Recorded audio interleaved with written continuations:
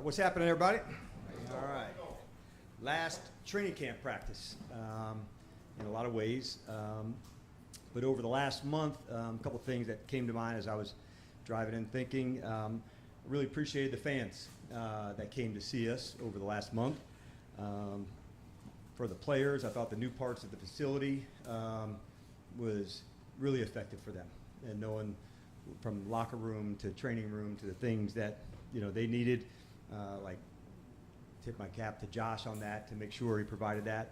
And I thought just from a team standpoint, I haven't shared it with the players yet, but I thought they put a lot of work against each other. I thought this would be a competitive camp based on the roster that was coming in and going against each other to level it up to go.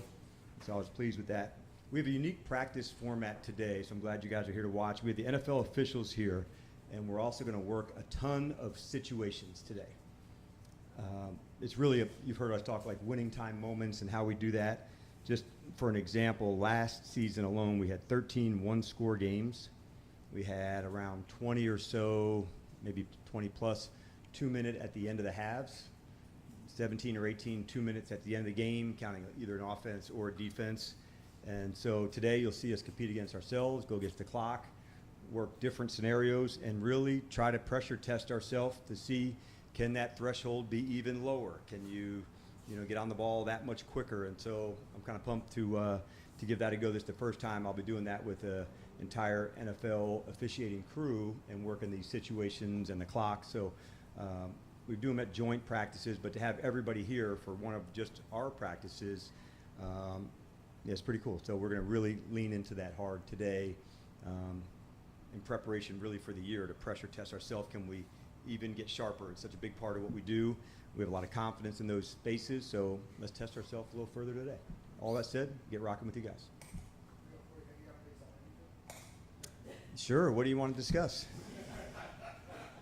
So many topics. Yeah. That's a veteran right there. It's not his first rodeo.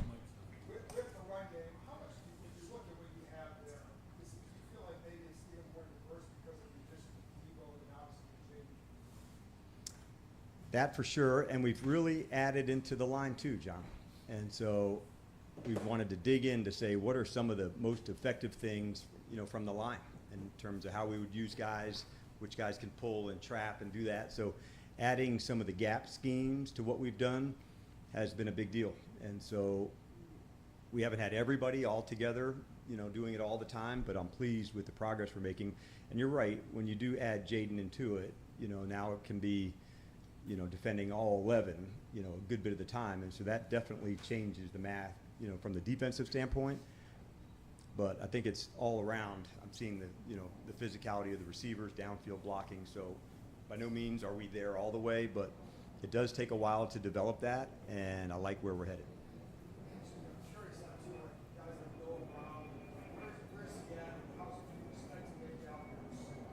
Yes, let's talk with Noah. He's also kind of like pushing past the rehab portion of the strength side, and now like on the return to play, the accelerations, the decel. So yeah, he's close as well. And as he's targeting through this week and into next week, the arrow is certainly pointing really up for him, and we're pleased with where he's at. So yeah, good signs with Noah too. As you wait to resolve, if you haven't already, the Brian Robinson issue situation, how do you counsel a guy like Bill Frosky-Merritt? Because if B-Rob moves on, obviously he's going to be one of these bell cows. You're right that like you guys have seen it even over the last couple of days, a lot of moving parts this year with the NFL, well, not this year, every year around this time. As far as down the line, I really haven't gone there with Bill.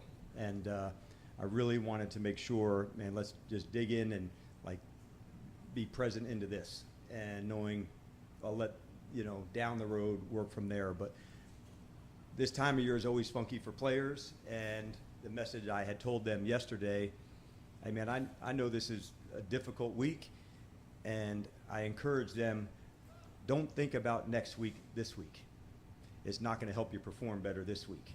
And so looking at a roster, am I going to be on the 53 or the practice squad, or what do my odds look like? And so that was really the message I tried to give yesterday, because it's this funky space. There's some guys that are already on the roster, some that are fighting for it. So I just tried to make that, hey, this is normal.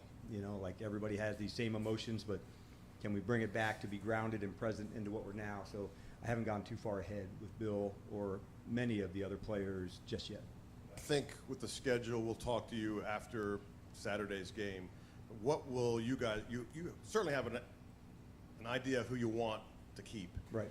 What will your coaching staff go through after that game with the guys having a couple days off and then the cut down? Yeah, Adam and the staff had a big personnel meeting with us this week where we reviewed, games and where people are at. And so each of the coaches, goes through each position and through each player.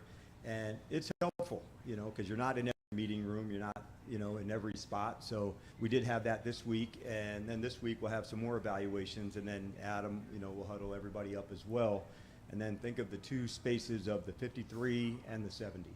And as everybody would know, the roster is also, it's a little fluid as it even starts, the earliest part of the season. I can remember, the first being in the NFL, hearing Bill Walsh say that. And at the time, I didn't really know what he meant, as I was in my rookie coaching season.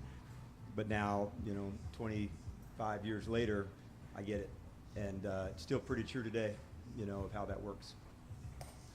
Dan, John asked you about Noah Brown. Sounds like you're trending in the right direction for week 1. Correct. Obviously, Terry is still out, and injuries happen over the course of the year. From the outside, it seems like there's some decent uncertainty with the wide receiver depth. Where are you at with that group right now? I liked what I saw. You probably saw in the game, we worked Jalen some outside. And so I thought he's one, Ben, that I see the ascension taking place. You can often feel it from the coaching point into the drill, onto the field. He can apply it very quickly. So we saw Luke outside, Jalen outside, and that was by design to make sure, all right, what else, where are we at? Chris Moore will also be one that'll work back into today and into the game this weekend. So that's where we're at. We like where Noah and Terry are trending towards, but like you said, you want a contingency plan for everything, and that's why we decided to work some guys outside and inside, so that's what we've done. And in terms of the backfield, obviously Brian was the short yardage guy. He was very effective in that role. It's easy to say, hey, Chris Rodriguez has that style. Is that kind of how you view it? He's the guy that's likely to be that short yardage, maybe goal line back? Yes, and I would say there's also parts of our offense that are a little bit untraditional, where we're not, traditional and using a lead blocker sometimes in short yardage. So, but I do like knowing that Chris has that tackle breaking ability, and especially in a small space. But yeah, I would say that would be one that's at the front of the thinking first. Good afternoon, Coach. Good afternoon, Dave. I know you said you guys spent a lot of time as a coaching staff this offseason, also working to get better. Is there an assistant coach or even more who have really stood out this training camp period to you and seen that growth?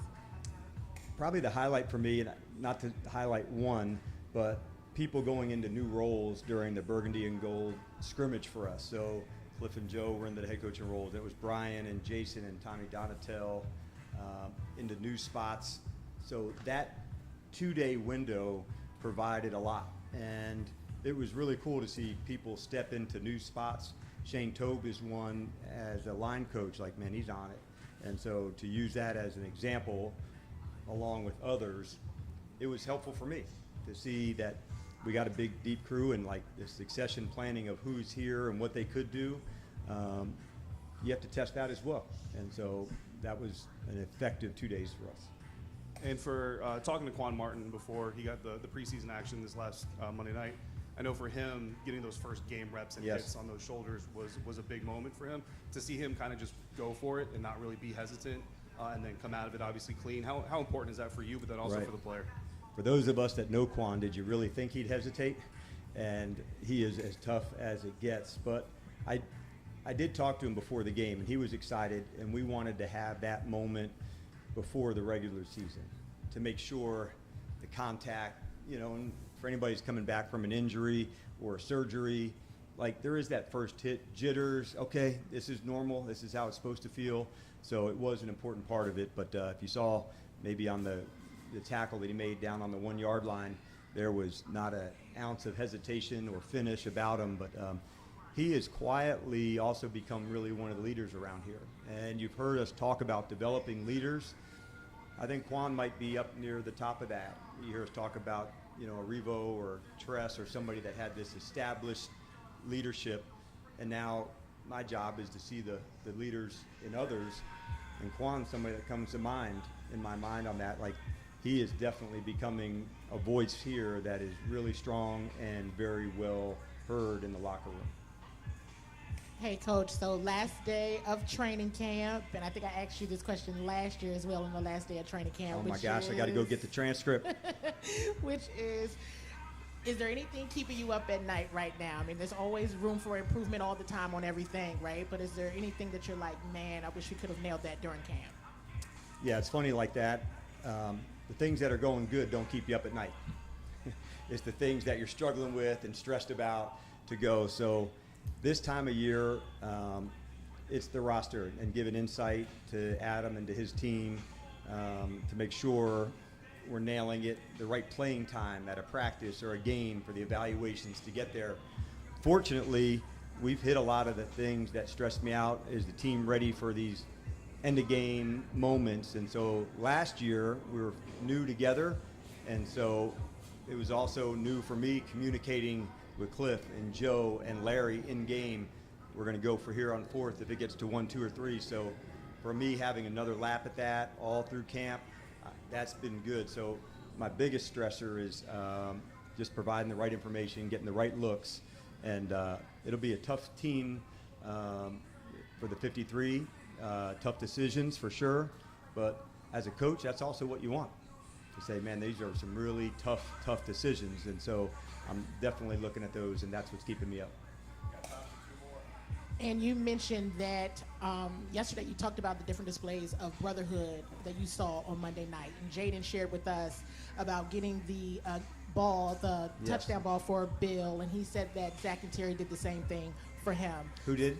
He said that Zach and Terry did the same thing for him last year. Right on. That's what Jaden shared. And so, okay, I guess that's new news for you. Maybe you didn't know. I didn't know that. I didn't know that. I remember, I know his first touchdown pass was to. I do remember that, but I don't remember it from the preseason. That's cool.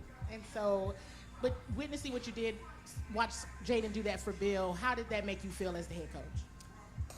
One, I wasn't surprised that it was him. I didn't know that he was doing it, and then he was going from one referee to the next to make sure he had the exact ball. So I think it's an example of like who Jaden is, and it's a nice thing to pass down to someone else too.